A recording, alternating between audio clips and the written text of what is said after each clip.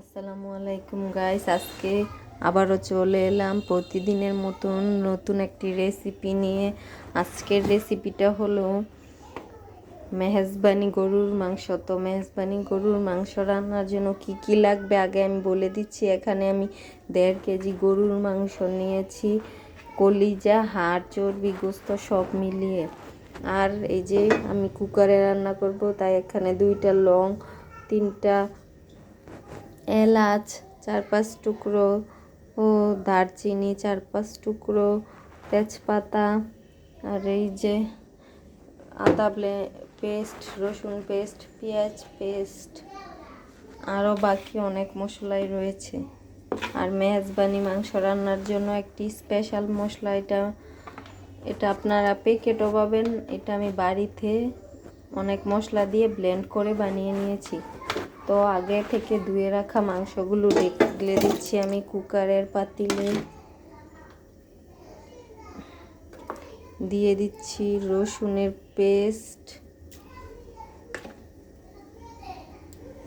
Paste দিলাম 2 চামচ।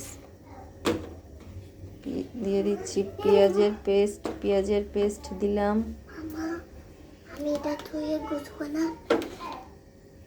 দিয়ে দিলাম 4 চামচ পেঁয়াজের পেস্ট। এবার দিয়ে দিচ্ছি আদার পেস্ট। এখানে আমি 2 চামচ আদার পেস্ট দিয়ে দিলাম।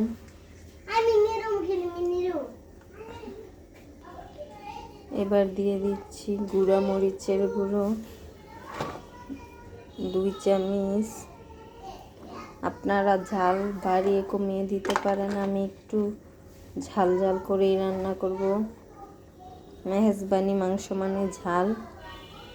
আর দিয়ে দিচ্ছি হলুদের গুঁড়ো 2 চামচ।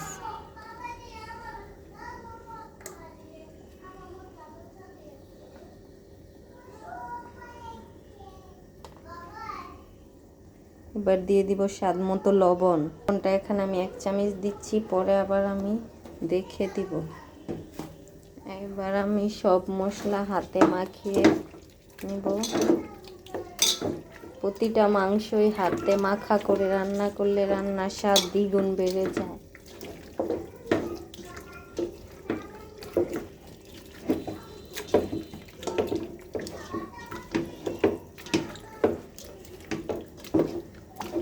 এই যে মাংসটা হাত দিয়ে মাখিয়ে নিলাম।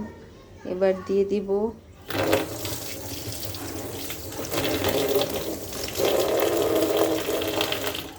একটু নর্মাল টেম্পারেচার পানি।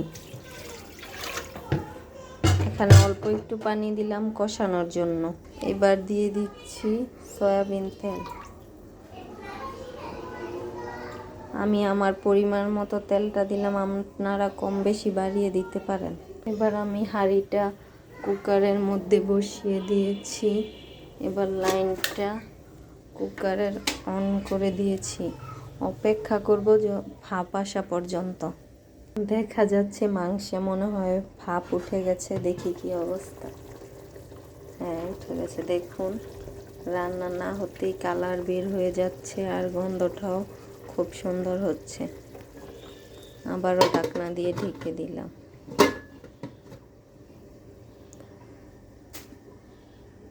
দেখি মাংসটার কি অবস্থা, মাংসটা কতটুকু কষানো হয়ে গেছে। মাংসটা এখনো পারফেক্টভাবে কষা হয়নি।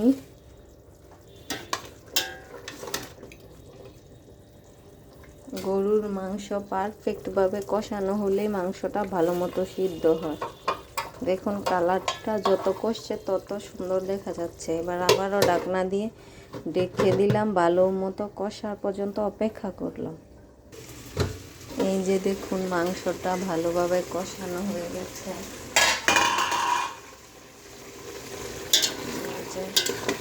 কালারটা দেখুন কত কমফোর্টেবল দেখা যাচ্ছে।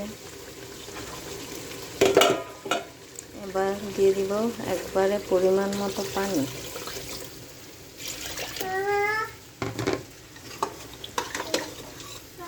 পরিমাণ মতো পানি দিয়ে দিলাম। এবার দিয়ে দিচ্ছি 10-12টি সাদা গোলমরিচ, কালো গোলমরিচ।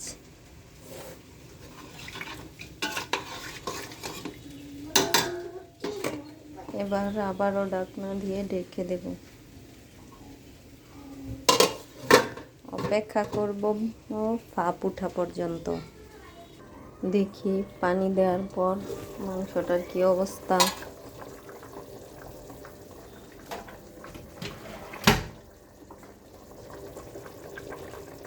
এবার দিয়ে দিব ধনিয়া গুঁড়ো 2 চামচ। এখানে ধনিয়া আর রাঁধুনি অ্যাড করে ভাঙানো হয়েছে। এবার দিয়ে দিব জিরার গুঁড়া। এবার ভালো করে নেড়ে চেড়ে মশলাগুলো একসাথে মিক্স করে নিচ্ছি।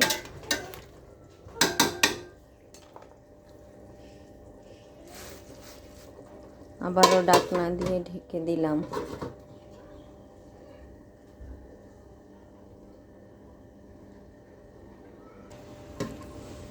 দেখি মাংসটার কি অবস্থা। এই যে মাংসের পানি কমে গেছে, মাংসটা হওয়া প্রায় শেষ পর্যায়ে। দিয়ে দিলাম 6-7টি কাঁচামরিচ। এই যে মাংসটা সিদ্ধ হয়ে গেছে। এবার কাঁচামরিচের ফ্লেভার বের হওয়ার জন্য আবারও ঢাকনা দিয়ে ঢেকে দেব।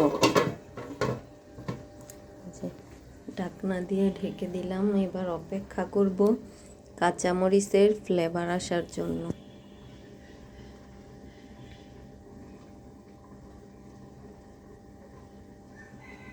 দেখি মাংসের কি অবস্থা, মাংস হয়েছে কিনা। মাংসটা হয়ে গেছে। নিচে দেখুন কালারটা কত সুন্দর দেখা যাচ্ছে।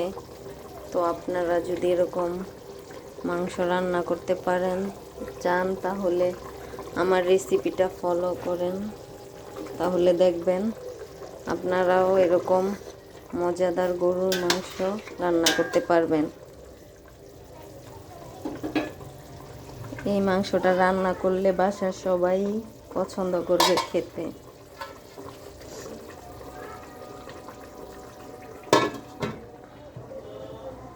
মাংসটা হয়ে গেছে।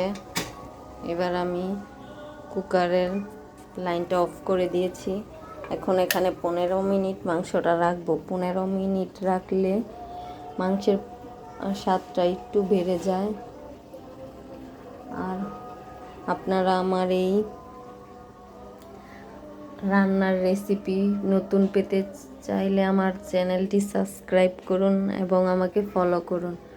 আজকের ভিডিও এই পর্যন্তই। আসসালামু আলাইকুম।